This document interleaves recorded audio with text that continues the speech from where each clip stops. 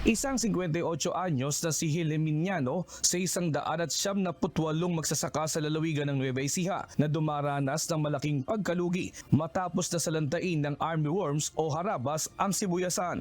Nasa mahigit 2,000 sapo ng sibuyasana ang inaasang aanihin niya sa 3 hektaryang taniman ngayong Enero. Subalit di niya ito pinakinabangan matapos puhurin at maubos ang kanyang pananim. Ilan din sa mga magsasaka sa kanila ay nagkasakit dahil sa pagbabantay sa pagsalakay ng harabas. Pakiusap nila, sana ay mabigyan sila ng ayuda mula sa gobyerno. Ayon naman kay Mary Rose Bautista ng Nueva Ecija Provincial Agriculture Office, umabot sa 239 na hektarya sa probinsya ang napeste ng harabas, kung saan apektado ang mga taniman sa bayan ng Bungabon, Palayan City, Talavera at bahagi ng bayan ng Laur. Napakabilis po ng life cycle po ng harabas ng armyworm.